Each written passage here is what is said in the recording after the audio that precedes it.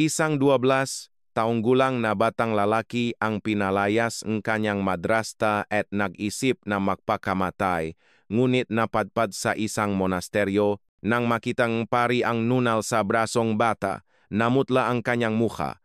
Agad siyang tumawag sa kung saan at hindi nagtagal, 20 itim na SUV ang pumuno sa pasukan ng monasteryo. Nakatayo ako sa gilid ng bangin. Parang tambol sa dibdib ko ang papalapit na yabak ng lalaking humahabol sa akin sa likuran. Ang liwanag ng kanilang flashlight ay parang mga espadang humihiwa sa kadiliman ng gabi. Ngunit espesyal ang gabing ito. Bilog na bilog ang buwan, at ang sinak nito ay nagbibigay ng mapusyaw na liwanag sa buong kabundukan.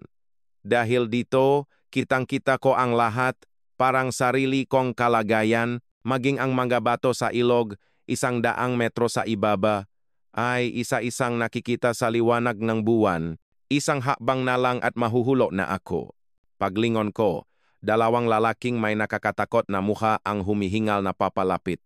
Sa ilalim ng liwanag ng buwan, malinaw kong nakita ang kanilang mukha, ang kanilang ngisi ay lalong nagliwanag. Sabi ng matangkat na lalaki, "Hoy, Nito, mamili ka, tatalon ka sa bangin o sasama ka sa amin, kahit anong gawin mo, hindi ka makakatakas." Nakakainis, umabot pa tayo sa ganito kalayo. Sana sa malapit lang kita tinapos para mas mabilis. Kailangan kong maningil ng dagdag. Ibig sabihin, plinano niyo talagang patayin ako pagkatapos akong palayasin sa bahay? Sa sobrang gulat, napaatras akong isang hakbang. Sumayad ang dulong sapatos ko sa gilid ng bangin. Gumulong ang maliliit na bato pababa, at pagkaraan ng ilang sandali, narinig ko ang pagtama ng ito sa mga bato sa ibaba. Napapikit ako. "Tatay, patawad po. Mukhang hanggang dito na lang po talaga ako." Bigla kong naalala ang nangyari kaninang umaga. Sinipang ang madrasta ko ang pintong kuwarto ko. "Hoy batang to, lumayas ka. Ligpitin mo lahat ng gamit mo at umalis ka ngayon din." Nagtalukbong ako ng kumot at nanliit sa takot. Lalong lumakas ang boses niya. "Dahil sa pag-alaga ko sa iyo, nahirap ako mula nang mamatay ang tatay mo. Ang kinikita mo sa pagde-deliver ng diaryo, kulang pa sa pangkain ko. Lumayas ka sabi." Nanginginig ako sa ilalim ng kumot. Akala ko, kung magtatago ako, titigilan niya ako. Pero kinaladkad niya ako palabas at malakas na isinara ang pinto. Sa edad na 12, wala akong ibang mapupuntahan. Sa labas ng pinto, may isang itim na supot ng basura. Nang buksan ko ito, nakita kong nandun ang madamit ko na basta na lang isiniksik. Isang lumang jacket, isang sirang sapatos, at mga medyas na butas-butas. May kinuha akong passbook mula sa supot. Kahapon ko patiningnan at wala na itong laman. Ang lahat ng perang na ipon ko mula sa pagde-deliver ng diaryo at gatas tuwing madaling araw ay kinuha lahat ng madrasta ko gamit ang kanyang ATM card. Hinaluhok ko pa ang supot. Isang litrato lang ni tatay ang natira. Sa kupas na litrato, nakangiti si tatay. Kuha ito noong 7 taong gulang ako sa harap ng isang simbahan. Habang tinitignan ko ang litrato, naalala ko ang mga araw na kasama ko siya. Si tatay, isang driver. Naalala ko ang sinabi niya bago siya pumanaw 7 taon na ang nakalipas. "Nito, anak, kapag malaki ka na at nahihirapan, pumunta ka sa monasteryo ng katahimikan sa bundok Makiling hanggang sa maging 7 ako. Dinadala ako ni tatay doon minsan sa isang buwan. Nito, araw natin sa monasteryo ngayon," masayang sabi niya noon na parang naririnig ko pa. Habang naglalakad kami sa paakyat na daan, pinapasan niya ako. "Tay, bakit ang taas? Para makitang nito ko ang langit." Naglalaro kami sa patyong monasteryo, nagmamano sa pari, at kumakain goto at tokwat baboy sa isang karinderya sa paanan ng bundok. Ang malutong na tokwa, habang kinakagat ko, ay tinatanong niya, "Masarap ba?" "Opo, tay, masarap na masarap. Para sa akin, ang monasteryo ay isang palaruan. Ito ang espesyal na araw namin ni tatay, ang aming date. Tay, bakit ang sarap ng hangin dito? O, di ba? Sa paglaki mo, kapag nahirapan ka, bumalik ka dito. Poprotektahan kang Diyos." Habang nakababad ang mapaan namin sa sapa, sinabi ni tatay nito, "Kapag may problema ka, hayaan mo lang dumaloy palayo parang tubig sa sapa. Kapag kinimkim mo, mabubulok lang yan sa puso mo. Hindi ko naintindihan nun kung ano ang ibig niyang sabihin. Naalala ko ang huling beses na pumunta kami ni tatay sa monasteryo nung taglagas ng 7 taon ko. Nalalagas ang madahon. Pinulot ko ang isang pulang dahon at ipinakita sa kanya. Tay, ang ganda diba? Nung araw na iyon, sinabi ni tatay, Nito, sa susunod na taon, mag-aral ka na. Excited ka na ba? Opo. Pag natuto na akong magsulat, susulatan ko kayong liham. Hinaplos ni tatay ang buhok ko. Noon, akala ko habang buhay kaming pupunta sa monasteryo ng ganito. Dumating ang madrasta ko sa bahay nung 7 taong gulang ako, pero mahal pa rin ako ni tatay. Kapag pumupunta kami sa monasteryo, ako lang ang dinadala niya, hindi ang anak ng madrasta ko. Oras to para sa date nating dalawa lang ni Nito. Palagi niyang sinasabi. Iyon na pala ang huling pagbisita namin sa monasteryo. Nung taglamig ng taong iyon, namatay si tatay sa isang aksidente sa sasakyan. Linggo ngang gabi iyon, habang papalabas ng pinto, sinabi ni tatay, Nito, sandali lang ako. Pinabibili ako ngang nanay mong suka. Pagkaraan ng 30 minuto, bumukas ang pinto. Hindi si tatay, kundi mapulis ang nandun. Bahay po ba ito ni Gelando Cruz? Nakaroon po ng aksidente. Nang dumating kami sa emergency room, nakatakip ng puting kumot si tatay. Puno ng dugo ang kanyang katawan. At ang mukha niya ay napakaputla. Tatay! Tatay! Umiyak kong niyugyok si tatay. Bahagya niyang iminulat ang kanyang nga mata. Nito, tay, okay lang po kayo, nanginginig ang boses ko, patawarin mo ako, Nito. Hindi ko. Hindi ko nasabi kung sino ako. Pabulong na lang ang boses ni tatay. Ano pong ibig niyong sabihin, tay? Anong sinasabi niyo? Hindi na siya sumagot. Tumagilit ang kanyang ulo at nalagutan siyang hininga. Mahigpit kong hinawakan ang kamay niya at humagulgol. Mula nang mamatay si tatay, tumira ako kasama ang madrasta ko hanggang sa maging 12 anyos.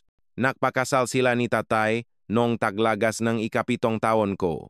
6 na buwan silang magkasintahan bago ikasal. 1 buwan pagkatapos ng kasal, namatay si tatay. Ang madrasta ko ay may anak na nangangalang Basta, 2 taon na mas bata sa akin. Sa unang taon mayos pa naman. Hindi ako sinasaktan ng madrasta ko, pero palagi akong huling kumain. Pagkatapos kumain ni Baste, doon lang niya ako bibigyan. Nang lumipas ang 1 taon mula nang mamatay si tatay, unti-unting nagbago ang ugali niya. Pagkatapos ang 1 taon, dapat ikaw na ang kumikita para sa sarili mong pagkain. Natural lang yon, di ba? Malamig ang kanyang boses. Doon nagsimula ang pagde-deliver kong diaryo. Kahit sa malamig na panahon o malakas na ulan, nagde-deliver ako. 10 taong gulang ako noon, taglamig. Umabot sa 15 degrees Celsius ang lamig. Sa sobrang ginawngang kamay ko, halos manhit na at hindi ko maramdaman, nahulog ko ang diaryo. Ang diaryong nahulog sa niebe ay nabasa, parang luha. Aling, pasensya na po. Nabasa po yung diaryo. Nakayuko kong sabi, okay lang, iho. Tingnan mo nga yung kamay mo. Makaka-frostbite ka niyan. Kumuha si Aling ng isang mainit na hand warmer mula sa kanyang bulsa at ibinigay sa akin. Nang hawakan ko ito, unti-unting nanumbalik ang pakiramdam sa nanigas kong nga daliri. Pag-uwi ko sa bahay, nakitang madrasta ko ang hand warmer at matalim na nagtanong, saan mo nakuha yan? Bigay pong isang ale, maingat kong sagot. Akin na, ibibigay ko kay Baste, kailangan niyang mag-review, kaya dapat mainit ang kamay niya. Malamig na kinuha ng madrasta ko ang hand warmer mula sa kamay ko. Mula noon, nagsimula na rin akong mag-deliver ng gatas. Kailangan mo ring kumita para sa allowance ng kapatid mo. Ikaw ang kuya, di ba? Alas 4 ng madaling araw, gigising ako para mag-deliver ng diaryo. At alas 6, gatas naman. Lahat ng kinikita ko ay napupunta sa madrasta ko. Ang magatsismosa sa kapitbahay ay nakbubulungan. Kung ganyan lang, sana dinala na lang niya sa ampunan. Palagi akong huli sa klase. Pagbukas kong pinto ng classroom, lahat ng mata ay nasa akin. Nito, bakit palagi kang latte? Tanong ng teacher ko na may kasamang buntong hininga. Pasensya na po, iyon lang ang kaya kong isagot. Hindi ko masabi ang totoong dahilan. Nahihiya ako sa kalagayan ko na iba sa mga kaklase ko. Pinalipat ako sa bodega sa atik. Gusto raw ni Baste na mas malawa ang kwarto niya. Ang bodega ay masikip, malamig at amoy amag. Sa tag-araw, nakakasakal sa init at sa taglamig nanginginig ako sa ginaw. Isang manipis na kumot lang ang gamit ko. Nakaroon akong frostbite sa kamay at namaga ito. Gusto kong magpatingin sa doktor pero hindi ko masabi. Sayang lang sa pera. Lagyan mo na lang ng lawe. Ang salita niya ay parang yelo sa lamig. Huli pa rin akong kumakain. Ang mga tirang ulam ni na Baste at ng madrasta ko ang kinakain ko. Lumipas ang panahon. Mahigit 300 araw akong late sa klase at 50 araw na absent. Hindi na rin nagtatanong ang mga teacher ko kung bakit. Para sa kanila, isa lang akong pobreng problemadong estudyante. Sa 12 kong karawan, ngayong umaga, pinalayas ako. Isang bag lang ang dala ko. Saan ako pupunta? Umupo ako sa isang bangko sa terminal ng bus sa Cubao at nag-isip. Sa ampunan kaya, pero umiling ako, itataboy lang din ako doon. Kinuha ko ang litrato ni tatay mula sa bulsa ko. Sa kupas na litrato, maliwanag ang ngiti niya, tatay. Nakita ko sa likuran ng litrato ang maliit na pangalan ng simbahan, monasteryong katahimikan. Kapag nahihirapan ka, pumunta ka dito. Parang umalingaw-ngaw ang boses niya sa tenga ko. Nanginginig kong kinuha ang 5 nakatuping 100 pisong papel na palihim kong itinago. Sinabi ko sa babae sa ticket booth na gusto kong tiket papuntang Batangas, malapit sa bundok Makiling. Mag-isa ka lang, iho? Opo. May klikong sagot at kinuha ang tiket. Sumakay ako sa bus at umupo sa tabing bintana.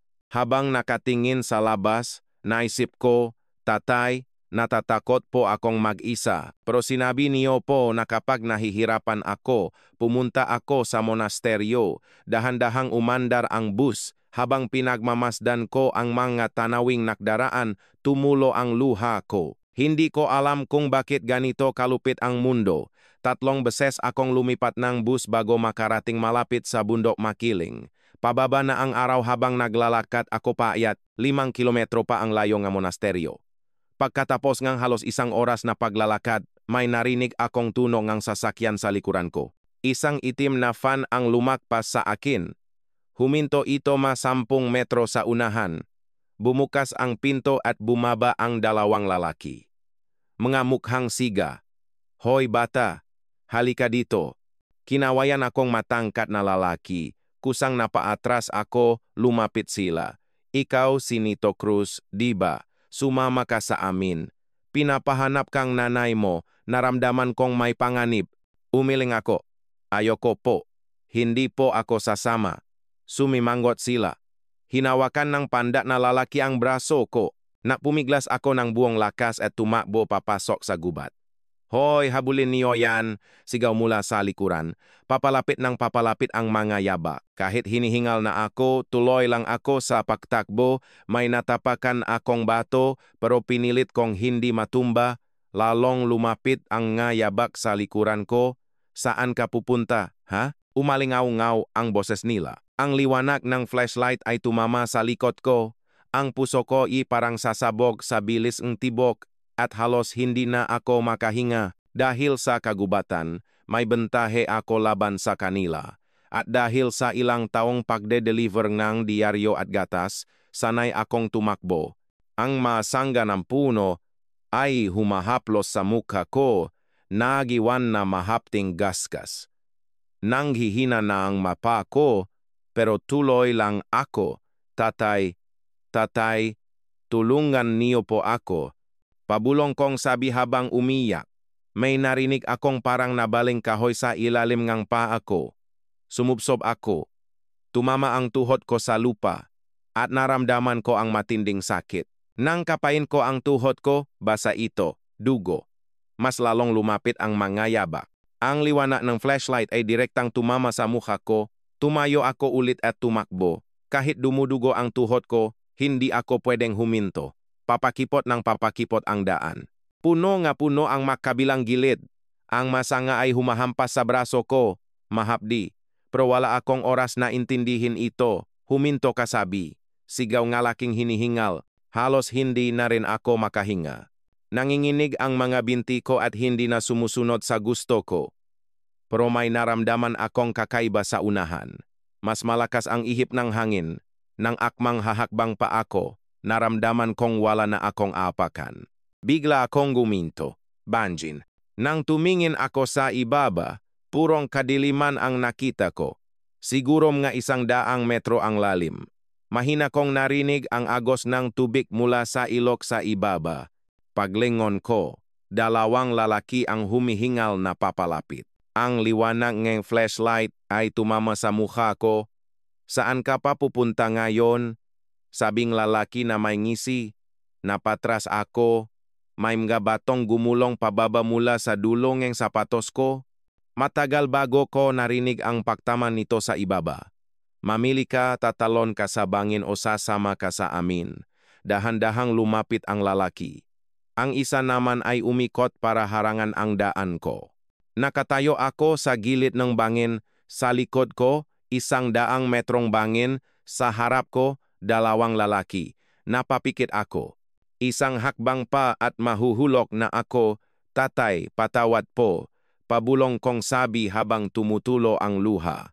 At noon, sa ngalan ng Ama, isang mahinahon ngunit malalim na boses ang bumasag sa katahimikan.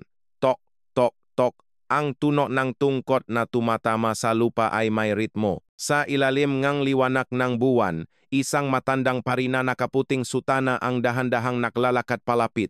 Mukha siyang nasa mga 70. Sa likod niya, ang bilog na buwan ay nagliliwanag at ang anino niya ay humahaba. Ang puting sutana niya ay kumikinang na parang pilak sa liwanag ng buwan.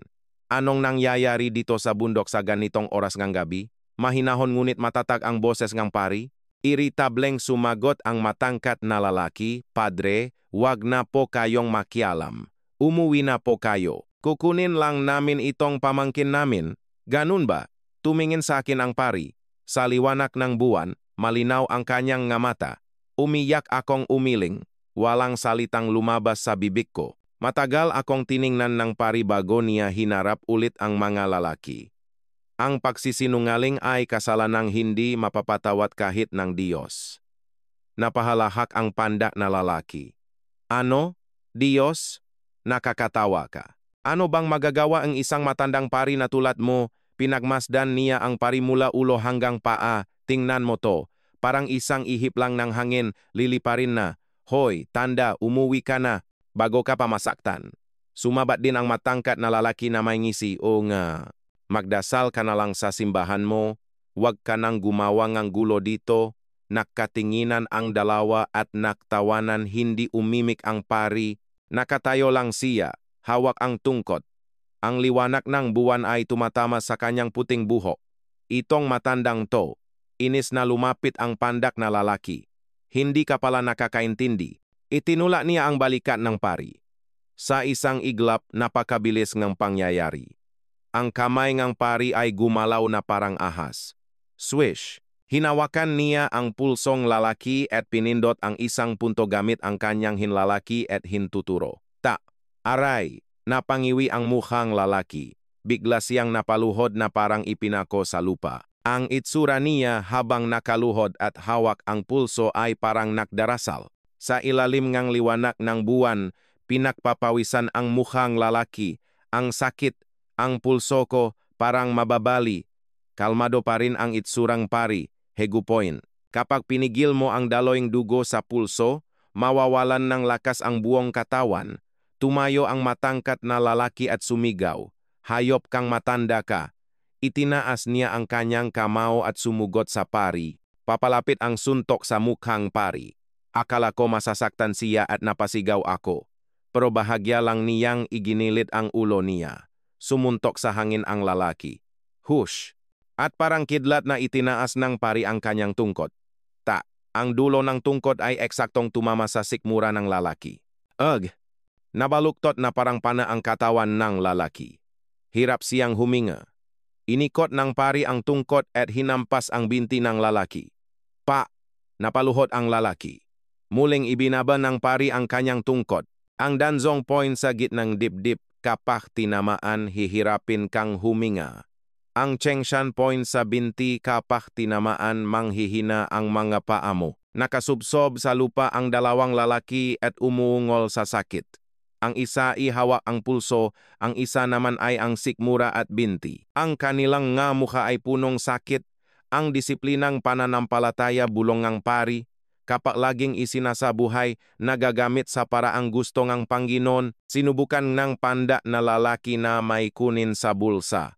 May kumislap sa liwanag ng buwan. Isang patalim, papatayin kita, tanda. Nanginginig niyang inilabas ang patalim, hindi man lang lumingon ang pari, pero ang tungkot niya ay mabilis na pumihit pa atras. Swish! Ta! Ang dulo ng tungkot ay eksaktong tumama sa pulsong lalaki. Aray! Nahulog ang patalim mula sa kanyang kamay. Klang! Tumama ito sa bato at tumalsik sa bangin. Ilang sandali pa, narinig ko ang pagbagsak nito sa ilog, dahan-dahang humarap ang pari. Lumapit siya sa lalaki at ipinatong ang kamay sa balikat nito. Ang Feng Chi point sa batok. Ta! Dalawang daliri ngang pari ang eksaktong tumama sa batok ngang lalaki. Nanlabo ang mga mata ng lalaki at nanghina. Nawalan siyang malay. Isinandal siyang pari sa isang bato. Sa loob lang ng 10 segundo, natalo ang dalawang lalaki. Ang isa ay nakaluhod at hindi makagalaw dahil sa pilipit na pulso. Ang isa na maiwalang malay na nakasandal sa bato. Ang aninong pari ay mahabang nakahiga sa lupa. Hindi man lang siya pinakpawisan. Para siyang namamasya lang na sandaling huminto. Nanginginig na nagsalita ang lalaking hawak ang pulso. Parang awa niyo na po, pakawalan niyo na ako, binitawan ng pari ang kamay niya. Tumayo ang lalaki, hawak ang pulso at paika ikang lumakat. Tara na. Tinulungan niyang tumayo ang kasama niyang walang malay. Paika ika silang nawala sa kadiliman. Habang tumatakbo, kitang-kita ang takot sa kanilang mga mata. Papalayo ng papalayo ang liwanag ng kanilang flashlight. Natahimik ang paligid. Ang tunog lang ng makuliglik ang naririnig. Ang bilog na buwan ay maliwanag. At ang hangin ay yumuyugyok sa mapuno. Lumapit sa akin ang pari. Ayos ka lang ba? Nanlambot ang matuhot ko at napaupo ako. Padre, salamat po. Nanginginig ang boses ko. Inalalayan akong pari na tumayo. Sa sandaling iyon, tinamaan ng liwanag ng buwan ang loob ng pulso ko. Nakataas ang manggas ng damit ko. Isang pulang nunal na hugis bulaklak ng lotus ang malinaw na nakikita. 5 talulot. 3 pistil sa gitna, at isang maliit na tuldo sa ibabang kaliwa. Nagsimulang manginig ang kamayng pari. Ito, hindi maari. Sa ilalim ng buwan, namutla ang mukha ng pari. Mas lalo niyang inilapit ang mukha para tingnan ang pulso ko. Sa sandaling iyon, ang hawak niyang flashlight ay tumutok sa pulso ko. Malinaw na malinaw ang pulang nunal na hugis lotus. Bata pa lang ako, nandun na iyan. Nagsimulang manginig ang kamayng pari. Hindi maari. Tinitigan niya ng malapitan ang pulso ko. Sa ilalim ngang liwanag ng flashlight, kitang-kita ang hugis ngang nunal. Bata pa lang po ako, mayroon na po niyan. Palagi po akong tinutukso nga kaibigan ko dahil dito. Nanginginig kong sabi. Hindi sumagot ang pari. Matagal niyang tinitigan ang pulso ko. Pagkatapos, dahan-dahan niyang inangat ang kanyang ulo at tiningnan ang mukha ko. Anong pangalan mo? Nito Cruz po. Nito Cruz. Inulit ng pari ang pangalan, nanginginig siya habang nakatingin sa pulso ko. Sa ngalan ng Ama, ganito pala gumalaw ang tadhana. Nakaramdam akong hindi may paliwanag na takot. Hinawakan ng pari ang dalawang kamay ko. Kaya mo bang tumayo? Malumanay niyang tanong. Tumango ako, pero walang lakas ang mabinti ko. Ang dugo mula sa tuhod ko ay bumakat na sa pantalon ko. Tiningnan ng pari ang kalagayan ko, pagkatapos ay tumalikod at umupo. Pasanin mo. Po, pasanin ka na. Malayo pa ang monasteryo. Maingat akong pumasan sa likod ng pari. Nagsimula siyang maglakad sa daan gamit ang kanyang tungkot. Naramdaman ko ang init mula sa kanyang likod, Naalala ko nung pinapasan ako ni tatay. Tumulo na naman ang luha ko. Pagkatapos ngang mahabang paglalakad, may natanaw akong bubong sa kadiliman. Ang monasteryo ngang katahimikan. Sa patio, may mga ilaw na mahina ang liwanag at ang amoy ngang insenso mula sa kapilya ay dalangang hangin. Nang makapasok kami sa isang mainit na silid, nawala ang lahat ng tensyon sa katawan ko at nanghina ako. Umupo ka muna. Pumunta ang pari sa kusina at bumalik na may dalang mainit na tsaa at pagkain. Umusok-usok na kanin, mainit na sabaw at puting atsara ang nakahain. Kumain ka na, kumuha ako en kutsara, pero nanginginig ang kamay ko at hindi ko mahawakan ng maayos. Hindi ko na matandaan kung kailan ako huling kumain ng disenteng pagkain. Nang isubo ko ang unang kutsara, tumulo ang luha ko. Dahan-dahan lang. Baka mabilaukan ka. Nakaupo ang pari sa tapat ko at tahimik na nagmamasid. Pagkatapos kong maubos ang isang mangkok kanin, medyo uminit ang pakiramdam ko. Inabutan akong paring isang basong tubig. Pagkatapos kong uminom, matagal akong nakaupo lang. Nito, sandali lang, may tatawagan lang ako. Nanginginig na kinuhang pari ang kanyang cellphone. Nakdial siyang numero. Nang sumagot ang kabilang linya, sinabi ngang pari, Don Ricardo, si Alfonso po ito. Nahanap ko na po siya, ang apo ninyo. Pumunta po kayo dito agad. Pagkababa nga telepono, niyakap akong pari. Ayos na ang lahat. Ayos na. Uwi ka na. Hindi ko naintindihan kung ano ang ibig niyang sabihin. Umiyak lang ako sa bisik niya. Dahil busok na ako at ligtas. Nawala ang tensyon at nakatulog ako sandali. Narinig ko ang ugong ng mamakina mula sa ibabangang bundok. Hindi lang isa. Marami. Ang liwanag ng headlight ay tumatanglaw sa daan paayat. Ipinatong ng pari ang kamay sa balikat ko. Sila ang mga susundo sa iyo. Huminto ang unang sasakyan sa pasukan ngang monasteryo. Isang itim na luxury SUV. Sumunod ang pangalawa. Pangatlo, hindi natapos ang pila. 20 itim na SUV ang pumuno sa daan. Sabay-sabay na bumukas ang nga pinto, bumaba ang nga lalaking nakaitim na suit. Mga 4 na pusila, lahat sila ay tuwid na nakatayo. Mula sa unang sasakyan, bumaba ang isang matandang lalaki. Mukhang nasa mid-60s. Nakasuot siyang kulay abong suit at silver na kurbata. Nang makita niya ako, mabilis siyang lumapit. At lumuhod sa harap ko, Senyorito, nanginginig ang boses niya. 12 taon po kayong hinanap ng chairman. Napatras ako. Hindi ko alam kung anong nangyayari. Biglang yumuko ang 40 lalaki sa likuran. Eksaktong 45 degrees. Perpekto ang kanilang galaw. Para silang maksundalong nakita ko sa TV sa Araw Kalayaan, hindi ako makahinga. Ngayon lang ako nakakitang ganito. Naksalita ang pari sa lalaki, Mang Cesar, matagal na tayong hindi nakita. Itinaas ng lalaki ang kanyang ulo. Padre, maraming salamat po sa pagprotekta niyo sa senyorito. Tumingin ulit sa akin si Mang Cesar. Senyorito, handa na po ba kayong umuwi? Tiningnan ko lang siya sa sobrang gulat. Sinabing pari na ayos lang, sumama na ako para malaman ko. Binuksan ni Mang Cesar ang pintong sasakyan. Ang loob ay maluwag at malambot. Amoy katat. Sumakay si Mang Cesar sa tabi ko. Pinaandar ng driver ang sasakyan. Umalis kami. Sumunod ang 20 sasakyan. Ang liwanag ng nga headlight ay parang isang mahabang ahas sa daan. Lumingon ako. Kumakawe ang pari mula sa pasukan ng monasteryo. Nagsimulang bumaba ang sasakyan sa bundok. Senyorito, ipapaliwanag ko po ang lahat, sabi ni Mang Cesar. Tumango ako. 12 taon na po ang nakalipas. Mahinahong nagsimula si Mang Cesar. Namatay po ang manugang ng chairman ng Fila Holdings. Fila Holdings.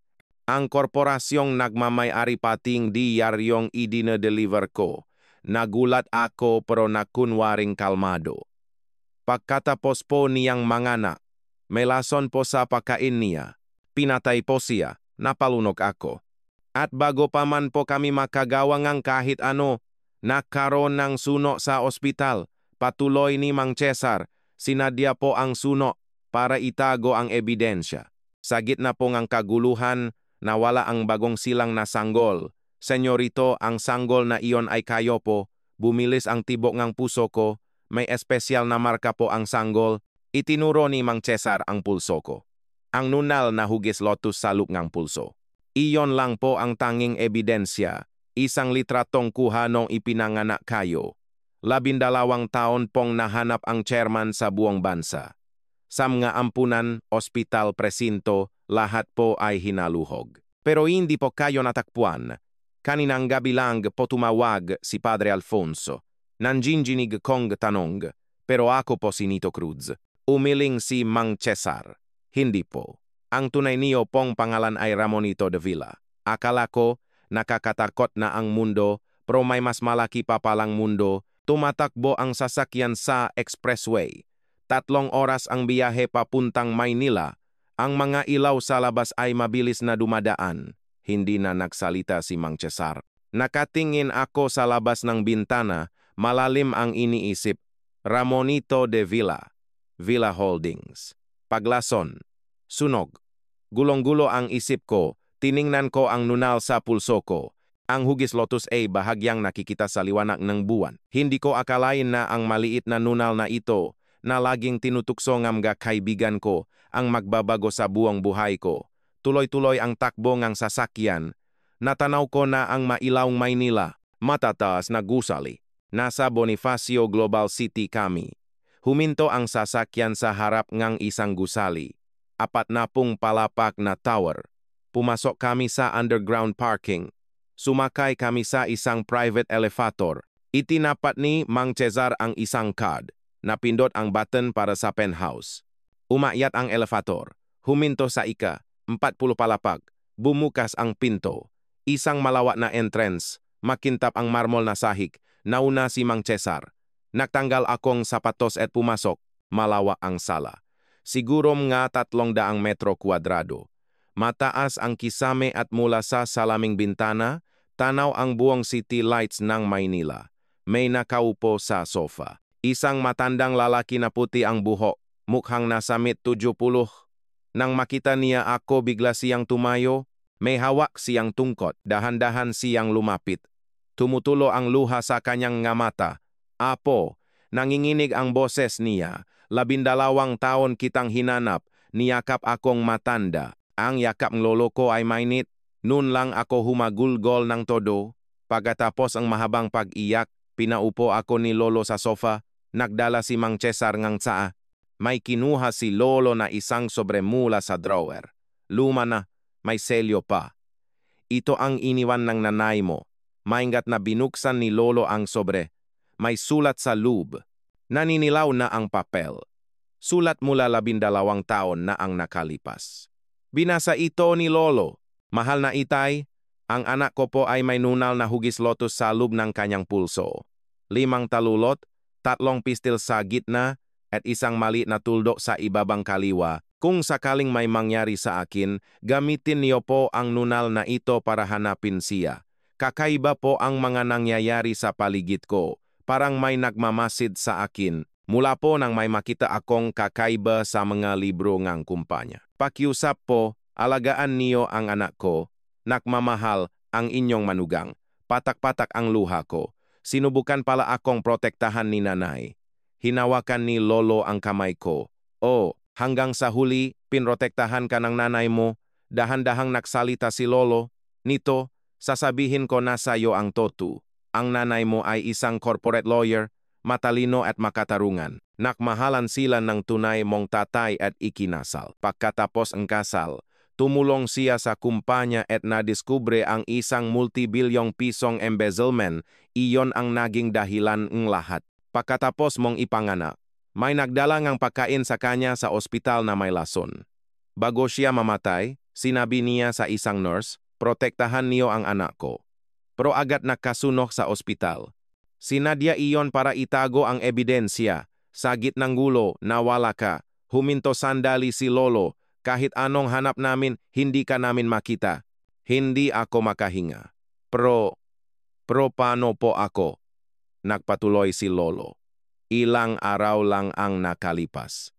Isang retiradong nurse ang naglakas loob na magsalita. May naktago raw ng CCTV footage noong araw ng sunok. Si Inigo, ang dating executive director, ang sumuhol sa kanya. Nang makuha namin ang video, nakita namin ang isang lalaking nagngangalang Lando Cruz. Ang driver ng nanay mo. Nasa parking lot siya noon at nang makita ang usok, tumakbo siya paakyat. Nakita sa video na binuhat kaniya at tumakas. Nang marinig ko ang pangalan ng kinilala kong tatay, kinabahan ako. Nang i-zoom in ang video, nakita ang nunal sa pulso mo. Walang DNA sample, pero sapat na ang nunal. 99.9% na tugma. Ikaw nga ang apo ko. Kaya pinapahanap na namin ang bahay niyo, pero biglang tumawag si Padre Alfonso. Mahigpit na hinawakan ni Lolo ang kamay ko. 12 taon kitang hinanap. Hinaluhok namin ang buong bansa. Mga ampunan, ospital, presinto, lahat. Itinago ka pala ni Gay. Lando. Para protektahan ka. Kinuha ni Mang Cesar ang isang tablet at ipinakita sa akin ang video. Sa malabong video, nakita ko si Tatay Lando na buhat-buhat ang isang sanggol at tumatakbo. Naglalagablab ang apoy sa likuran. Tulala kong pinanood ang video, hindi siya nagdalawang isip. Tumakbo si Tatay sa gitna ng apoy para iligtas ako. Huminga ng malalim si Lolo. Nito, may isa pa akong sasabihin sa iyo. Nanginginig ang boses niya, ang tatay mo. Itinaas ko ang ulo ko. Si tatay po, patay na po siya 7 taon na. Umiling si Lolo. Hindi. Ang tunay mong ama. Ang anak ko. Ang tunay mong tatay. Pagkatapos mamatay ng nanay mo at mawala ka, akala namin nabalo siya. Pero si Inigo pala, 12 taon siyang pinapainom ng lason para unti-unting masira ang isip niya. Nakahanap pa kami ng ebidensya ngayon. Ligtas na siya sa isang ospital at malapit mo na siyang makita. Hindi ako makapaniwala. Tumango si Lolo. O buhay siya. Biglang may nag-doorbell. Binuksan ni Mang Cesar ang pinto. Pumasok ang isang lalaking nasamit, 50S. Nakaitim na suit at salamin na may gold frame. Pamangkin, pasok, sabi ni Lolo. Nakbigay galang ang lalaki. Chairman, kamusta na po ang pakiramdam niyo? Ngumiti si Lolo. Mabuti naman, salamat sa iyo. May kakaibang tono sa boses niya. Tumingin sa akin ang lalaki. Biglang nanigas ang mukha niya. Itong bata, sumagot si Lolo. Ang apo ko, si Nito. Sandaling natahimik ang lalaki. Pagkatapos ay pilit na ngumiti. Congratulations po, Chairman. Pero ang nga mata niya ay malamig. Kinilabutan ako. Pagkaalis ng lalaki, sinabi ni Lolo, iyan si Inigo. Pamangkin ko at direktor sa kumpanya. Nakangiti si Lolo pero ang tingin ni Inigo ay nagyayelo. Noong gabing iyon, mula sa isang pobreng ulila, naging tagapagmana akong isang malaking korporasyon. Pagkalis ni Inigo, sinabi ni Lolo, Nito, pagod ka na siguro. Maligo ka na at matulog. Dinala akong isang kasambahay sa banyo. May mainit na tubig. Sa loob ngang 5 taon, ngayon lang ako nakaligo ng maayos. Ang bulang sabon, ang amoy ngang malinis na tuwalya. Naksuot akong bagong pajama. Malambot sa balat. Dinala ako sa isang kuwarto. Kumain ako nga mainit na lugaw na bigay nga mabait na kasambahay. Malaki ang kama, malambot ang kumot, at malambot ang unan. Ibang-iba sa bodega sa atik. Nagtalukbong akong kumot. Umiya ako. Hindi ko alam kung sa saya o sa lungkot. At nakatulog ako. Kinaumagahan. Pumasok ang sikat ng araw sa siwang ng kurtina. Tiningnan ko ang orasan. 9:09 ngang umaga. Ang katawan kong sanay gumising ngang 4:00 ay ngayon lang nakatulog ng ganito kahaba. Paglabas ko, naghihintay si Lolo sa hapagkainan. Kain na tayo ng almusal. Punong pagkain ang mesa. Kanin, sabaw, at iba't ibang ulam. Umupo ako. Si Lolo ang nagsandok ng kanin sa plato ko. Kumuha rin siyang sabaw at ulam. Tulala ko lang siyang pinanood. May isang taong inuuna ako. Pagkatapos kumain, nagtanong si Lolo nito, paano ka nabuhay? Mamasa-masa ang kanyang nga mata. Dahan-dahan lang. Tumango ako. Mula po nang mamatay si tatay, sa madrasta ko na po ako tumira. Kalmado kong sinimulan ang kuwento. Noong una okay pa po, mga 1 taon, hindi niya ako sinasaktan. Pero palagi po akong huling kumain, pagkatapos ni Baste. Doon lang po niya ako bibigyan. Pak walang tira, instant noodles lang po. Minsan wala po talagang pakain. Sinasabi niya, late na daw ako umuwi kaya wala nang natira. Sa school lunch na lang po ako umaasa. Pakalipas ng 2 taon, nagsimula na po akong mag-deliver ng diaryo. Alas 4 madaling araw, tumutunog ang alarm at babangon agad ako sa taglamig, madilim pa po. Dala-dala ang bag ng diaryo, iikot ako sa mga apartment. 200 piraso po, inaabot ng 2 oras. Nanginginig po ang kamay ko sa ginaw.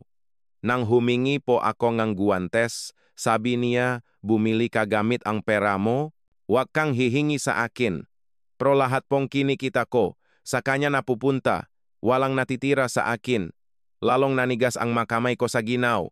10 taong gulang po ako nun, taglamig. Namigay po sila ng hand warmer sa school. Hot pack. Pag inalog, umiinit. Tuwang-tuwa po ako. Palagi kong dala sa bulsa. Hindi ko na kailangang hipan ang kamay ko. Pag-uwi ko, nakita ni Basta. Ano yan? Hand warmer? Pahingi. Umiling po ako. Akin to. Nagsinungaling si Basta sa nanay niya. Ma, ayaw ibigay ni kuya yung hand warmer. Pumasok ang madrasta ko sa kwarto ko. Pinabibigay niya. Napatras ako. Akin po to. Hinablot niya ang kamay ko. Kinuha ang hand warmer at ibinigay kay Basta. Ikaw naman nagde-deliver ka, kaya umiinit din katawan mo. Si Basta, sa school lang, kaya mas giniginaw. Nung gabing iyon, umiyak po ako sa atik. Ang lamik-lamik ng kamay ko, kahit anong hipan ko, walang epekto. Kinabukasan, namula at namaga ang dulo nga daliri ko, frostbite. Sinabi ko po sa kanya, masakit po kamay ko, kailangan ko pong pumunta sa doktor. Tumawa lang po siya, lagyan mo na lang nawe, sayang sa pera, nilagyan ko pong lawe. Pero hindi gumaling, lalong namaga ang maga daliri ko, noong tagsibol na lang gumaling. Pero nag-iwan po itong paklat. Hanggang ngayon nandito pa, ipinakita ko ang nga daliri ko kay lolo, tumulo ang luha sa kanyang nga mata. Kapag lasing po ang madrasta ko, sumisigaw siya, lumabas ka at magtino. Binubuksan niya ang pinto. Nagniniebe po sa labas. Itinutulak niya ako palabas at isinasara ang pinto. Hindi ko po alam ang gagawin ko. Nakatayo lang ako sa hallway. Manipis lang po ang damit ko. Walang jacket. Tuloy-tuloy ang pag-ulan ng niebe. Nanginginig ang paa at kamay ko. Nanginginig ako sa ginaw. Lumipas ang 1 oras. 2 oras. Namumutla na ang labi ko at namumula ang kamay. Manhit na ang magadaliri ko sa paa. Nakita po ako ng kapitbahay namin. Iho, bakit ka nandiyan? Hindi po ako makasagot. Nakakatalo ang nangipin ko. Nakdoorbell po siya at lumabas ang madrasta ko. Nasa labas po yung bata. Ngumiti lang po ang madrasta ko. Matigas po kasi ang ulo. Papasok din yan. Nag-alalang tumingin sa akin ang kapitbahay pero umalis na rin. Walang gustong makialam. Pagkaraan ng 30 minuto, bumukas ang pinto. Pasok. Paika-ika akong pumasok. Nanginginig akong umakyat sa atik. Kahit naktalubong ako ng kumot, ginaw na ginaw pa rin ako. Kinabukasan, namaga na naman ang magadaliri ko, pati magadaliri sa paa. Bumalik ang frostbite. Hindi po ako dinala sa ospital. Ganun po ang buhay ko hanggang sa mapalayas ako at mapunta sa monasteryo. Habang nakukuwento ako, walang tigil sa pag-iyak si lolo. Ang mga luha niya ay dumadaloy sa kanyang pisngi. Tinakpan niya ang kanyang mukha. Nanginginig ang kanyang nga balikat. Pagkatapos ng mahabang pag-iyak, itinaas niya ang kanyang ulo, ang kanyang mga mata ay pula. Kinuyom niya ang kanyang kamao, hinampas niya ang mesa, ang babaeng yon. Nanginginig ang boses ni lolo. Hindi ko siya palalampasin. Tinawa ni lolo si Mang Cesar. Pumasok si Mang Cesar. Cesar, si Marites, alamin mo ang lahat tungkol sa babaeng yan. Simulan mo sa bang records niya, mula bago sila ikasal hanggang ngayon, bawat sentimong pumasok, alamin mo ang pinanggalingan. At ang mga kapitbahay sa itaas, ibaba at gilid. Lahat ng nakakita kay Nito, kunin mo ang testimonya, ay record papirmahin, at kung may litrato, kunin mo lahat. Kunin mo rin ang school records. hospital records, lahat ng late, absent, at counseling records, walang palalampasin. Yumuko si Mang Cesar. Masusunod po, chairman. Malamig na parang yelo ang tingin ni Lolo. Pagsisisihan ng babaeng yan ang araw na isinilang siya. Pinahirapan niya ng ganito ang apo ko. Ako si Ricardo de Villa, 40 taon kong pinamunuan ang Villa Holdings. Alam ngang lahat sa industriyang ito kung anong nangyayari sa mga kumakalaban sa akin. Siguro, hindi alam ni Marites kung sino ang kinalaban niya. Kung kaninong apo ang pinahirapan niya. Bukas pagising niya, tapos na ang buhay niya. Tahimik ang boses ni Lolo, pero ang lamig nito ay mas matindi pa sa yelo. Lumipas ang ilang araw. Pinatawag ako ni Lolo sa kanyang opisina. Nito, umupo ka. Umupo ako sa sofa. Dahan-dahang nagsalita si Lolo. Ang tinatawag mong tatay, si Gelando Cruz, may sasabihin pa ako tungkol sa kanya. Pagkatapos naming makuha ang CCTV, kumuha akong investigador para alamin ang lahat. Bumaba ang tonong boses ni Lolo. Si Gelando ay isang driver. Ang personal driver ngang tunay mong ina.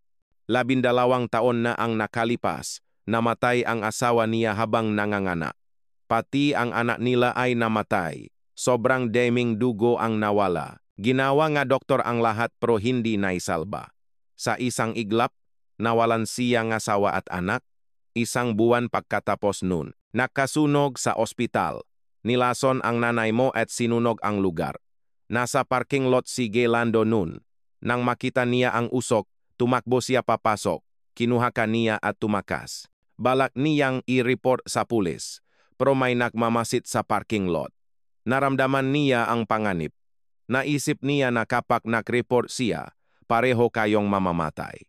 Kaya nagpasya siyang itago ka at palakihin, parang kidnapping iyon, pero sa tingin ko, paraan niya iyon para protektahan ka.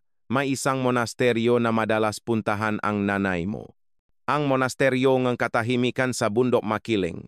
Nandun ang alaala ng nanay mo, kaya ka niya dinadala doon. 2 beses kang iniligtas ni Gelando.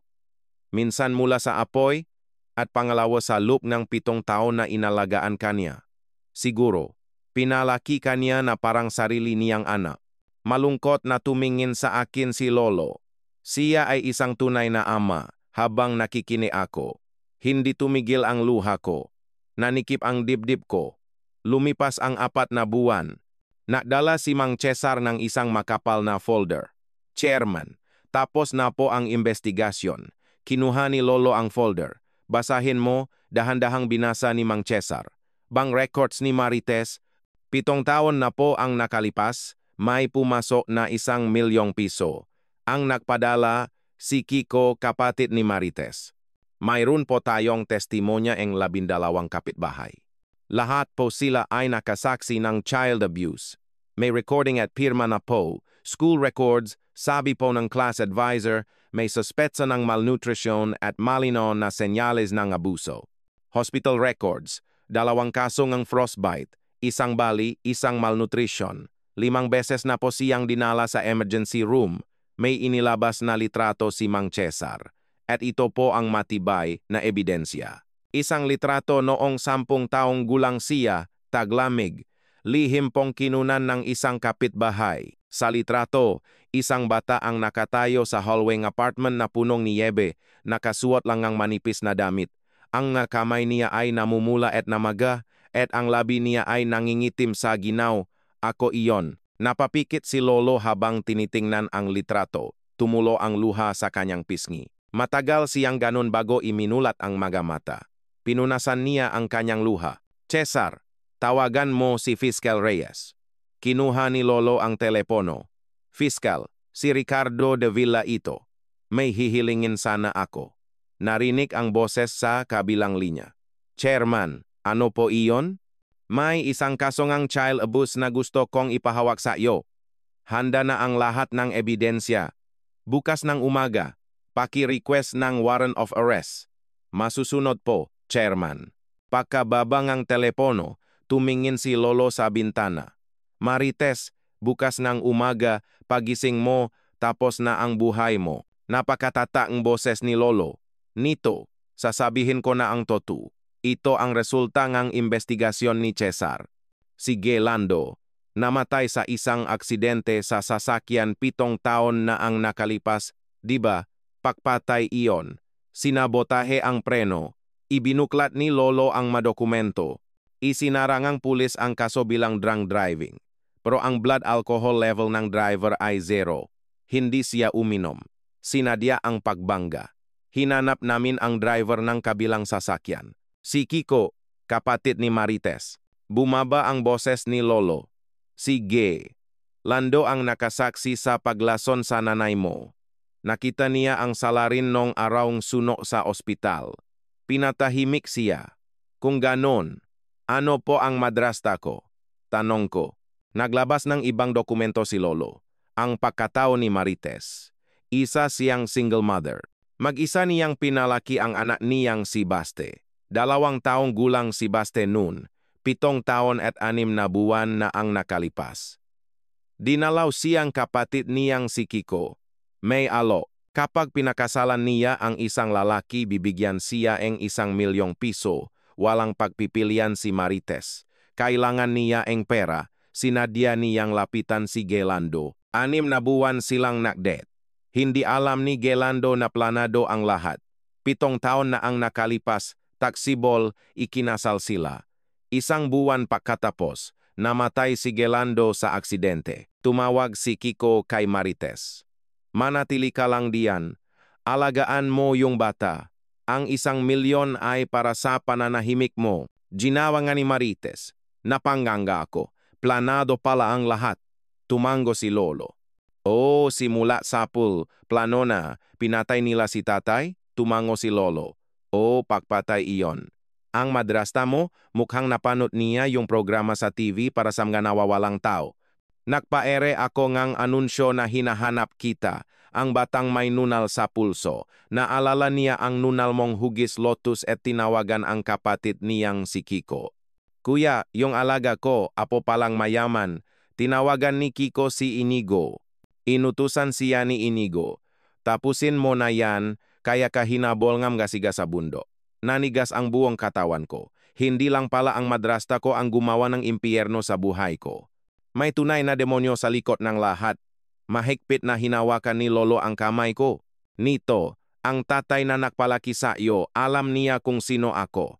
Pero hindi niya masabi, dahil sa sandaling maksalita siya, pareho kayong mamamatay. Kaya 7 taon kaniyang itinago at pinalaki. Dinadala kaniya sa monasteryo kung saan madalas pumunta ang nanay mo dahil nandun ang alaala niya.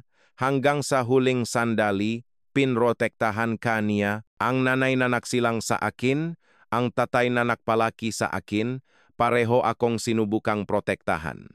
Lumipas pa ang 2 araw, muling bumisita si Mang Cesar kay Lolo. Chairman, may karadagang ebidensya po tayong nakuha. Tumango si Lolo.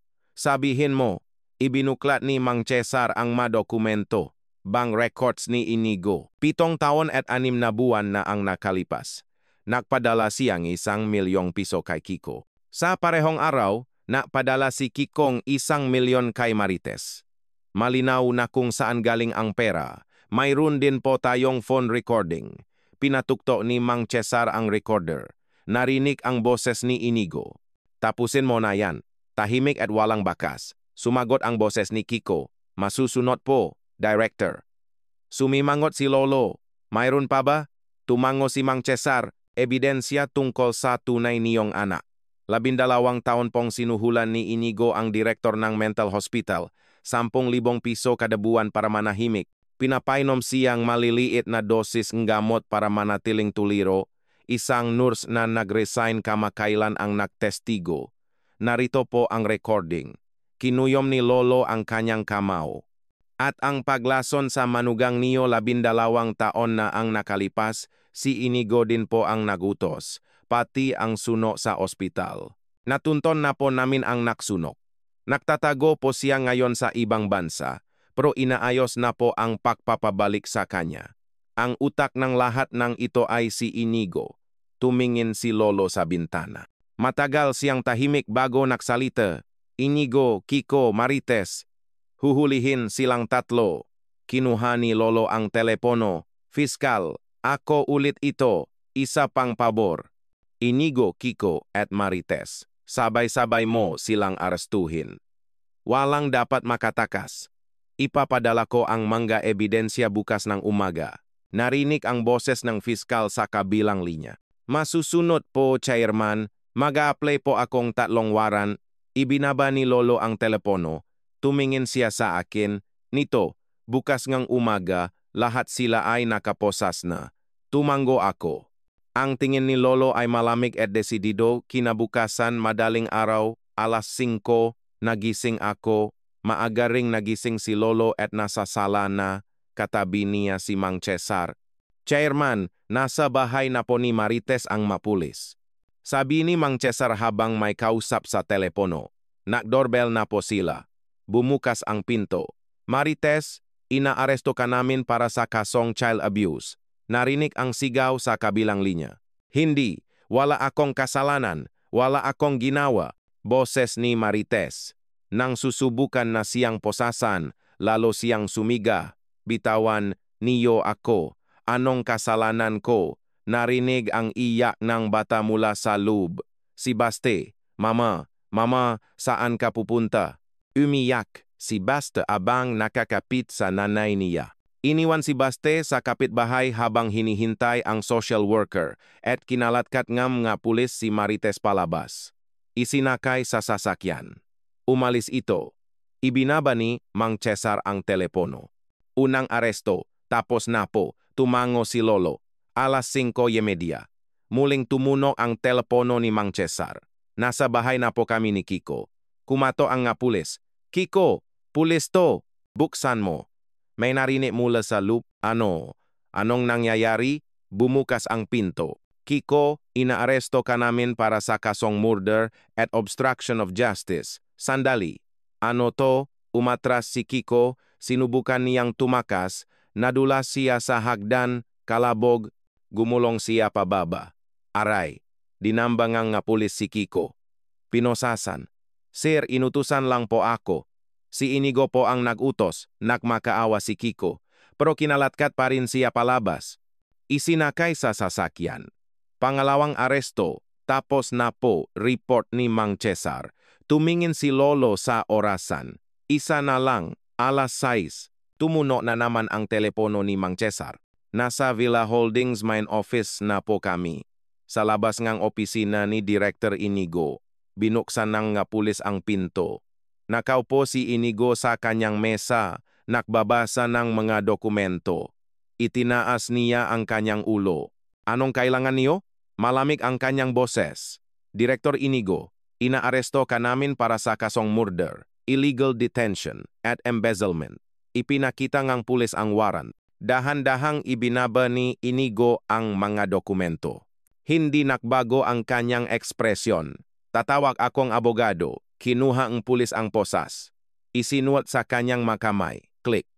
Tiningnan ni Inigo ang posas. May ngisi sa kanyang labi. Hindi pa ito ang katapusan. Kinalatkat ng pulis si Inigo.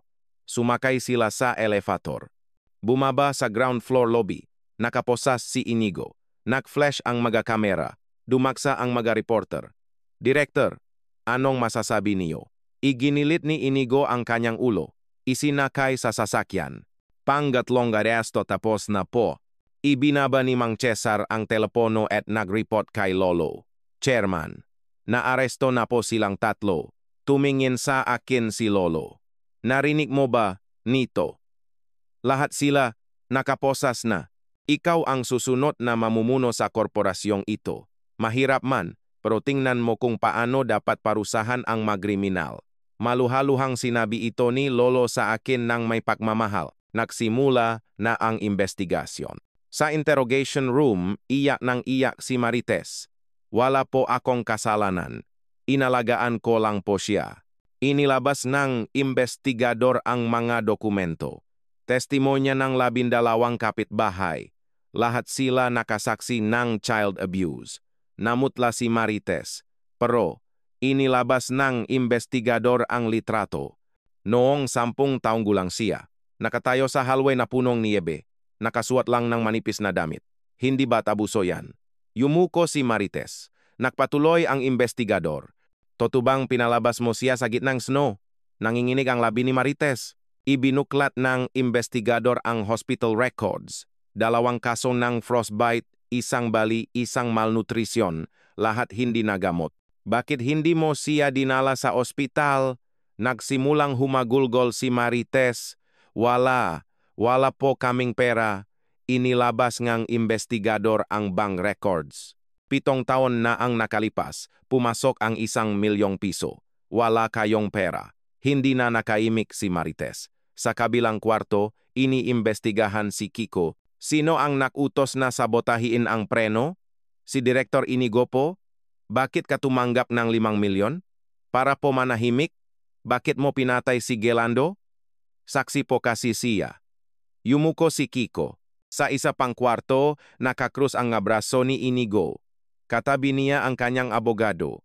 Totubang ikaw ang nagutos ng suno 12 taon na ang nakalipas? Hindi sumagot si Inigo. Totubang sinuhulan mo ang direktor ng mental hospital? Tahimik pa rin. Totubang binigyan mo si Kikong 5 milyon? Nagsalita ang abogado. Gagamitin po ang kliyente ko ang kanyang karapatang manahimik. Pinatugtog ngang investigador ang recording. Tapusin mo na yan. Tahimik at walang bakas. Sumimanggot si Inigo. Lumabas ang breaking news. Via Holdings Director Inigo. Inaresto sa kasong murder. Marites. Inaresto sa kasong child abuse. Kiko, inaresto sa kasong murder. Nagagulo ang buong bansa. Pinatay ni Lolo ang TV. Tumingin siya sa akin. Nito, sabay-sabay silang nahuli. Tumango ako. Ganito pala dumating ang hustisya. Ngayon, sa korte na lang ang huling pahuhusga. Lumipas ang 1 buwan. Bago ang paglilitis, tinanong ako ni Lolo, Nito, gusto mo ba silang dalawin? Tumango ako. Opo, gusto ko po. Sinabihan ni Lolo si Mang Cesar, dalhin mo siya sa kulungan. Dinala ako ni Mang Cesar. 1 oras ang biyahe. 1 kulay abong gusali. Napapalibutan ng barbed wire. Pumasok kami. Dinala ako sa visiting area. May salamin sa pagitan. Umupo ako. Pakaraan ng ilang sandali bumukas ang pinto sa kabilang panig. Pumasok ang madrasta ko, nakasuot ng unipormeng preso, magulo ang buhok, at nangayayat. Nang makita niya ako, bumuhos ang luha niya. Lumuhod siya. Nito, patawarin mo ako. Patawad, nanginginig ang boses niya. Kinuha ko ang telepono. Malamig kong sinabi, para saan ka humihingi ng tawad? Umiyak siyang sumagot, nakamali ako, patawarin mo na ako, sabihin mo sa kanila na wala akong kasalanan. Umiling ako. Naalala mo ba nung pinag-deliver mo ako ng diaryo sa madaling araw? Yumuko siya. Naalala mo ba nung kinuha mo ang hand warmer ko? Nanginginig ang kanyang ngabalikat. Lalong lumakas ang iyak niya. Naalala mo ba noong pinalabas mo ako sa gitnang snow? Hindi siya makasagot. Dahan-dahan kong sinabi, hindi kita mapapatawad. Para sa akin, hindi ka na nag-exist. Ibinaba ko ang telepono. Tumayo ako at tumalikod. Narinig ko ang hagulgol niya sa likuran. Nito, hindi ako lumingon. Pumunta ako sa susunod na kwarto, si Kiko. Nakaupo sa kabilang panig ng salamin. May pasa sa mukha. Kinuha ko ang telepono. Pinatay mo si tatay para sa 1 milyon, di ba? Umiling si Kiko. Hindi. Ako. Itinaas ko ang boses ko. Sinabotahe mo ang preno. Namutla siya. Inutos lang sa akin ni Inigo yun. Pamilya tayo, di ba? Tiyo mo ako. Nakita na natin ang isa't isa. Sabihin mo na wala akong kasalanan. Ngumisi ako ng malamig.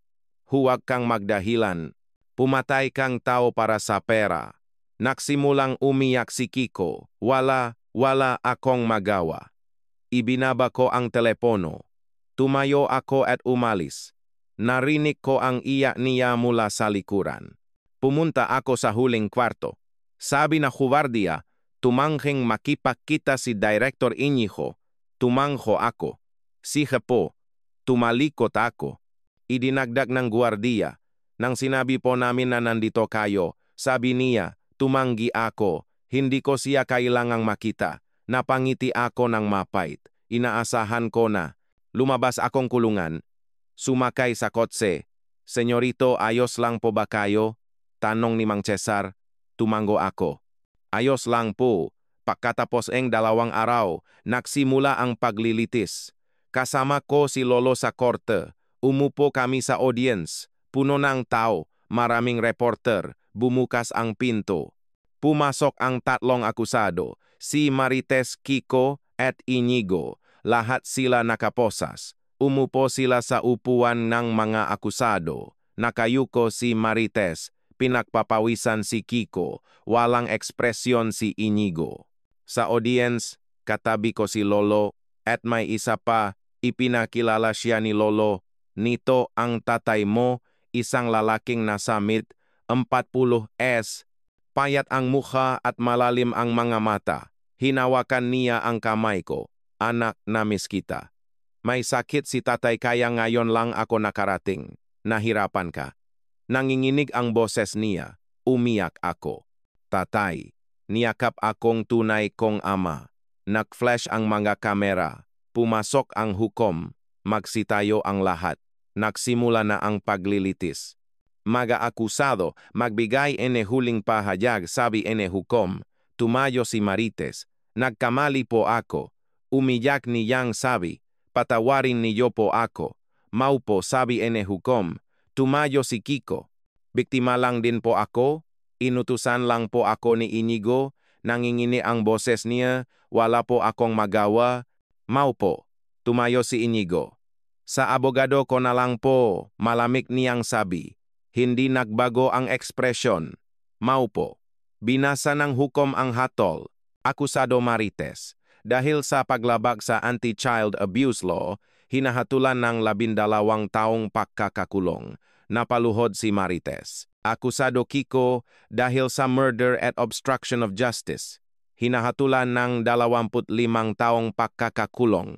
Napahawak si Kiko sa upuan at napaupo. Akusado Inigo dahil sa murder, illegal detention, at embezzlement. Hinahatulan ng 30 taong pagkakakulong. Hindi man lang kumibo si Inigo. Lahat ng akusado ay agad na ikukulong. Pumalo ang martilyo. Lumapit ang mga guardiya. Itinayo si Marites. Kinalatkat palabas, lumingon si Marites. Nito, sigaw niya. Iginilit ko ang ulo ko. Kinalatkat din si Kiko. Sir, parang awa niyo na. Nagmakaawa siya. Pero kinalatkat pa rin siya. Tumayo si Inigo. Dahan-dahang naglakat palabas. Tumingin siya sa audience. Nagtama ang mga mata namin. Ngumisi siya ng malamig. Pagkatapos ay tumalikod at umalis. Hindi ako lumingon. Lumabas kaming korte. Ipinatong ni Lolo ang kamay sa balikat ko, tapos na. Lumapit ang tunay kong ama. Niyakap niya ako ng mahigpit. Tiningnan ko silang dalawa. Tapos na po ba? Tumango si Lolo. Oh, tapos na. Dumaksa ang reporter. Chairman, anong masasabi niyo? Sabi ni Lolo, ngayon, napatunayan natin na kahit mahuli, darating pa rin ang hustisya. Nag-flash ang makamera. Lumabas kami ng korte. Nasa gitna ako ni Lolo at ng tunay kong ama. Ang langit ay bughaw. Umihip ang hangin. Malamig. Lahat ng kasamaan ay naparusahan. Pakalipas ang 1 linggo, sinabi ni Lolo, Nito, pumunta tayo sa bundok Makiling. Tumango ako. Sumakay kami sa kotse. Habang payat, ang mapuno ay kulay pula, taglagas. Natanaw namin ang monasteryong katahimikan. Naglakad kami ni Lolo sa patio. Naghihintay si Padre Alfonso sa harap na kapilya, nakaputing sutana. Yumuko si Lolo. Padre, matagal na tayong hindi nakita.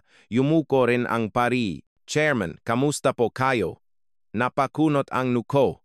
Lolo, tinawag niyo po siyang pamangkin. Ngumiti sa akin ang pari. Nito, tiyuhin ko ang lolo mo. Sabi ni Lolo. Pero hindi na kami tiyuhin at pamangkin ngayon. Tumango ang pari. Tama po. Kapag pumasok sa pagpapari, pinuputol na ang lahat ng ugnayan sa mundo. Ipinaliwanag ni Lolo, si Padre Alfonso ay anak ng kapatid ko. Kaya pamangkin ko siya, pero 30 taon na siyang nakpari. Isa na siyang pari, at ako ay isang parisyoner na lang.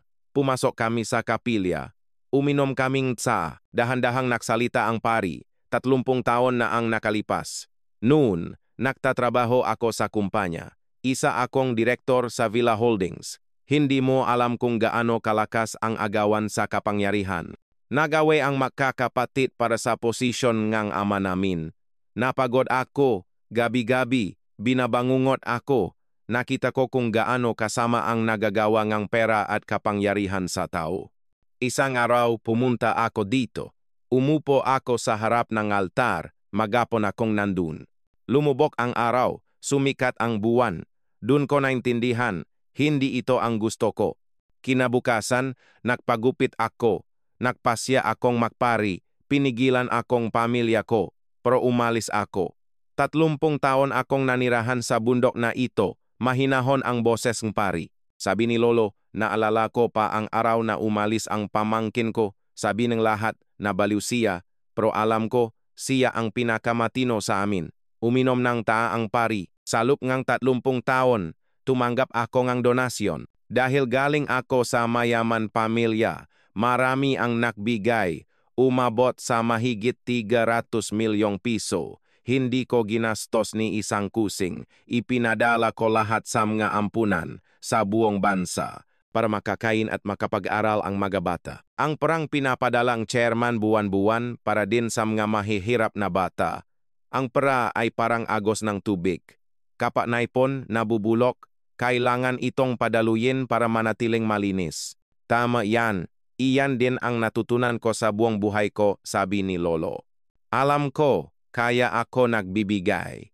At tuwing pupunta ako dito, sinasabi ko ang tungkol sa apo kong may pulang nunal na hugis lotus sa pulso, tumingin sa akin ang pari. Nito, ikukuwento ko sa iyo ang tungkol sa nanay mo. Itinaas ko ang ulo ko. Ang nanay mo, buong buhay siyang pumupunta dito. Bago pa siya ikasal, napakabuting puso niya. Hindi niya kayang makakita ngang mahirap na hindi tinutulungan. Kahit noong buntis siya, pumupunta siya dito. Malaki na ang tiyan niya, pero lumuluhod siya sa harap nga altar at nagdarasal. Sana po, may panganak ng malusok ang anak ko. Naalala ko pa ang sinabi niya sa akin. Padre, sa ultrasound po, may nakitang nunal sa pulso ng anak ko. Parang lotus daw po. Ang ganda, di ba? Pero malalaman lang po natin pag pinanganak na. Binasbasan ko siya, magandang senyales iyan. Ang lotus ay tumutubo mula sa putik. Ang batang iyan kahit sa gitna ng hirap, mamumukatkat ng maganda. Ngumiti ang nanay mo, salamat po padre. Iyon na ang huli. Namuo ang luha sa matang pari. Kaya pala alam na niya ang tungkol sa nunal ko, naisip ko.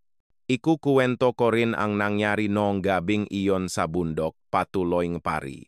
Gabi-gabi, nakmemeditata ako habang naglalakad sa bundok para linisin ang isip ko, karaniwan.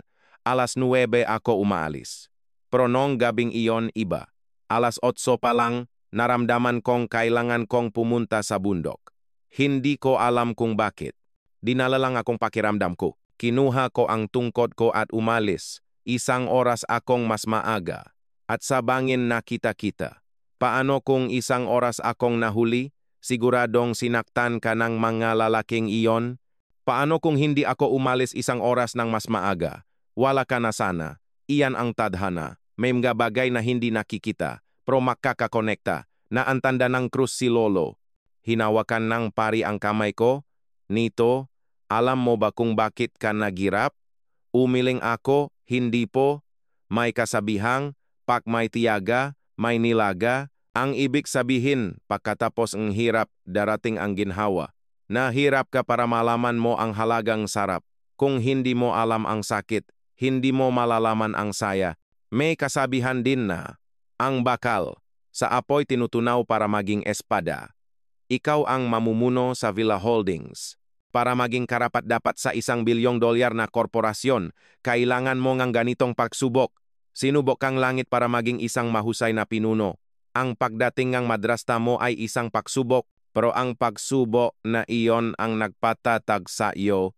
Ito ang humubok sa kung sino ka ngayon, ang madrasta mo, naging guro mo rin siya, umiyak ako, tinapik ng pari ang balikat ko. May kasabihan na, gantihan mong kabutihan ang kasamaan. Huwag mong kamuhian ang madrasta mo, hindi mo kailangang magpatawad. Pero huwag kang magtanim ng galit. Ang galit, ikaw lang ang sasaktan niyan, kalimutan mo na lang. At gumawa kang maraming kabutihan. At huwag mong kalimutan ang iyong pinagmulan. Alalahanin mo ang nararamdaman mo ngayon. Ang kagustuhang tulungan ang nga nahihirap. Ang kagustuhang protektahan ang mamahihina. Itanim mo yan sa puso mo habang buhay. Kahit yumaman ka pa at magkaroon kapangyarihan, huwag mong kalilimutan yan, pababa na ang araw. Tumayo kami at umalis. Hinatid kami ngang pari hanggang sa pinto. Nito, mag-iingat ka. Yumuko ako ng malalim. Salamat po, Padre. Sumakay kami sa kotse. Habang pababa kami, inisip ko ang nasinabing pari, tiis at tiyaga, pagsubok at pahubok. Pagtugon sa kasamaan ng kabutihan. Huwag kalimutan ang pinakmulan. Sa labas ng bintana, dumadaan ang nga puno ngang taglagas. Ang pula at dilaw na dahon ay kumikinang sa sinangang papalubo na araw. Sabi ni Lolo, magandang pangaral ang narinig mo. Tumango ako. Opo, Lolo. Ipinangako ko sa sarili ko na habang buhay kong aalalahanin ang mga salitang iyon. Lumipas ang 1 taon. 13 taong gulang na ako. Tumangkad ako ngang 10 sentimetro. Nakatira ako sa penthouse kasama si Lolo at ang tunay kong ama. Gigising ako ngang alas 7, hindi na alas 4. Sa hapagkainan, handa na ang almusal, puno ngang pagkain. Ang tunay kong ama ang nagsasandok ngang kanin. Kumain ka ng marami, anak. Ngumingiti si Lolo habang naglalagay ngang ulam sa plato ko. Masaya ako. Lumipat na rin ako ng eskwelahan sa isang paaralan sa Begeche. Nakaroon ako ng kaibigan. Sabay-sabay kaming kumakain ng tanghalian, naglalaro ng football. Nakakatawa na ako. Pagkatapos ngang klase, umuwi ako. Gumagawa ng assignment. Tinutulungan ako ng tunay kong ama. Sa gabi, namamasyal kami ni Lolo. Naglalakad sa parke. Lumalakas na si Lolo. Nakakalakat na siya kahit walang tungkot. Nito, masaya ka ba sa school? Opo, Lolo. Masaya po. Mababait ang mga kaibigan at teacher ko. Hinaplos ni Lolo ang buhok ko. Mabuti naman. Sa gabi, nagbabasa ako sa kama. Mainit ang kumot, malambot ang unan. Hindi na ito ang bodega sa atik. Napapikit ako at naisip, ito pala ang tunay na buhay. Isang araw, sinabi ni Lolo at ng tunay kong ama, nito, dalawin natin ang puntot. Tumango ako. Ang puntot ni Tatay Lando, malinis ang libingan. May pinapunta si Lolong tagapag-alaga. May dala akong puting bulaklak at tumayo sa harap ngang lapida. Lumuhod ako, inilapak ang bulaklak. Tay, ako po to, sinito. Nanginginig ang boses ko. Tay, maayos na po ako. Naggita na po kami ni Lolo, at ng tunay kong tatay, nag-aral na po ako. May kaibigan na po ako. Hindi na po ako gumigising ng alas 4. Hindi na po ako nagde-deliver ng diaryo. Kumakain na po ako ng maayos. Hindi na po giniginaw ang kamay ko. Tumulo ang luha ko. Dahil po sa inyo, nabubuhay po ako ng ganito. Dahil inalagaan niyo po ako sa loob ngang 7 taon, nakarating po ako dito. Naalala ko po noong 1 taon, nung pinalayas ako at pumunta sa monasteryo. Doon po nagsimula ang lahat. Tay, kung hindi niyo po ako itinago, ano po kayang nangyari sa akin? Siguro po patay na ako. Kahit po patay na kayo, pinoprotektahan niyo pa rin ako. Nanikip ang lalamunan ko. Tay, mahal na mahal po kita. Lumuhod sa tabi ko ang tunay kong ama. Lando, salamat. Salamat sa pagprotekta mo sa anak ko. Nanginginig din ang boses niya. Lumuhod din si Lolo. Cruz, hindi namin kalilimutan ang utang na loob na ito. Matagal kaming 3 sa harap ngang lapida. Umihip ang hangin. Gumalaw ang mga bulaklak. Pinunasan ko ang luha ko. Tay, 2 na po ang tatay ko. Pareho ko po kayong tatay. hinawakan ng tunay kong ama ang kamay ko. Si Marites ay nasa kulungan ngayon, siniserbisyuhan ang 12 taong sentensya. Si Kiko, 25, si Inigo, 30, kinakalimutan ko na sila. Habang pawi kami, nakatingin ako sa bintana, 1 taon na ang nakalipas, nanginginig ako sa bodega, gumigising ng alas 4 para mag-deliver ng diaryo, ginaw, gutom, sinasaktan, pinapagalitan, at ginugutom. Pero ngayon, iba na, may mainit akong tahanan at mapagmahal na pamilya. Nag-aral ako at nakikipagtawanan sa mga kaibigan. Ang mga pagsubok na iyon ang humubog sa akin. Tama ang sabing pari. Pagkatapos ng hirap, darating ang ginhawa. Ang mga pagsubok ay nagpatatag sa akin, naging isang taong nakakaintindi sa hirap ng iba. Ngayon, ako naman ang tutulong. Sabi ni Lolo nito, paglaki mo, anong gusto mong maging? Sumagot ako. Lolo, gusto ko pong tulungan ang nga mahihirap na bata. Gusto ko pong iligtas ang nga batang inaabuso. Ayokong maranasan ng ibang bata ang naranasan ko. Ngumiti si Lolo. Magandang pangarap yan. Gawin mo yan. Tumingin ako sa labas ng bintana. Ang langit ngang Maynila ay maaliwalas. Ang maulap ay puti. Kung kayo mapapatawad niyo ba ang madrasta niyo? Minsan, naisip ko, dapat ko ba siyang patawarin? Pero hindi ko pa alam. Sabi ngang pari, hindi ko kailangang magpatawad, pero huwag akong magtanim ng galit. Susundin ko ang payo niya. Mukhang hindi ko mapapatawad ang madrasta ko, pero hindi ko rin siya kamumuhian. Mabubuhay na lang ako. Mabubuhay ako para sa sarili ko. Mabubuhay ng masaya at tutulong sa ibang tao.